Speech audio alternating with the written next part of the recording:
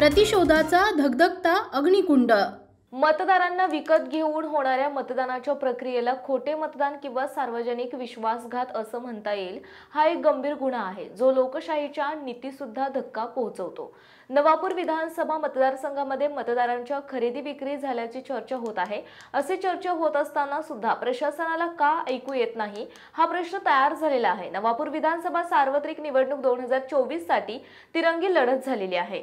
या मतदारसंघात तिरंगी लढत असून शिरीष नाईक काँग्रेस, भरत गावित राष्ट्रवादी अजित पवार गट, शरद गावित अपक्ष विधानसभा निवडणुकीत आपले नशीब आजमावत आहे। परंतु विद्यमान निवडणुकीत मतदानाच्या दिवशी संपूर्ण मतदारसंघात एवढे पैशाचे वाटप झालं की लोकांमध्ये चर्चा आहे की एकूण 40 कोटी रुपये वाटप झाले। काही दिसून आलेल्या गोष्टी मतदारांच्या योग्य प्रभावाखाली येण्यास कारणीभूत आहेत।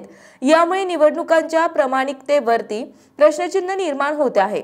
लोकशाहीच्या मूलभूत तत्वांवर हल्ला होतो। यावर मात करण्यासाठी लोकशाही संस्थांनी प्रभावी उपाययोजना काढणे आवश्यक आहे, जसे की कडक कायदे, जनजागृती आणि स्वतंत्र निरीक्षण। निवडणुकीत भ्रष्टाचाराची समस्या अनेक देशांमध्ये गंभीर आहे। या समस्येमुळे लोकशाहीच्या मूल्यांवर आणि प्रक्रियेवर गंभीर परिणाम होऊ शकतात।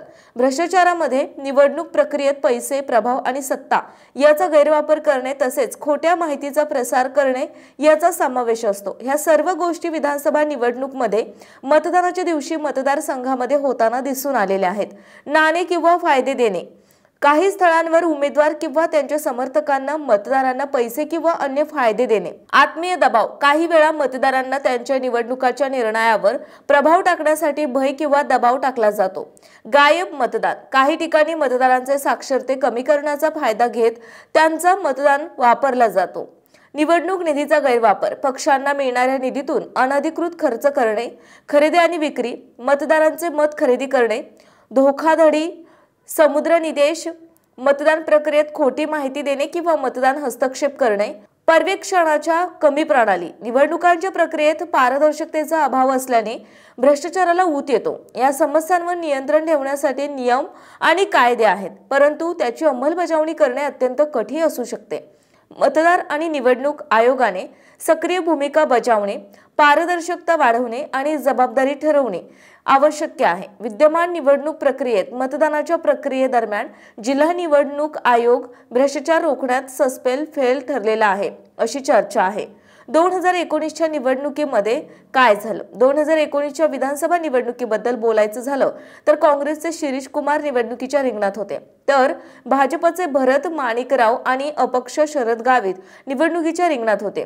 गेल्या निवडणुकीमध्ये या तिघांमध्ये चुरशीची स्पर्धा होती। अपक्ष उमेदवाराने येथून काँग्रेस पक्षाला कडवी झुंज दिली होती, तर भाजप तिसऱ्या क्रमांकावर होता। निवडणूक निकालाबद्दल बोलायचं झालं तर शिरीष कुमार नाईक यांना एकूण 74,652 मते मिळाली, तर अपक्ष उमेदवार शरद गावित यांना 63,317 मते मिळाली। भाजपचे भरत माणिकराव तिसऱ्या क्रमांकावर असून त्यांना एकूण 58,579 मते मिळाली। काँग्रेसचे शिरीष कुमार यांनी अपक्ष उमेदवार शरद गावित यांचा 11,335 मतांनी पराभव केला। विद्यमान निवडणूक 2024 मध्ये मतदान झालेला आहे। आता 23 तारखेला मतपेट्यांमधून कोणाचे नशिबामध्ये आमदारकी बाहेर येते हे दिसून येईल। जनहक्क न्यूज साठी कार्यकारी संपादक अमीन शेख। आपल्या परिसरातील महत्त्वाच्या बातम्या पाहण्यासाठी जनहक्क न्यूज चॅनलला YouTube वर सबस्क्राइब करा आणि बेल आयकॉन प्रेस करा।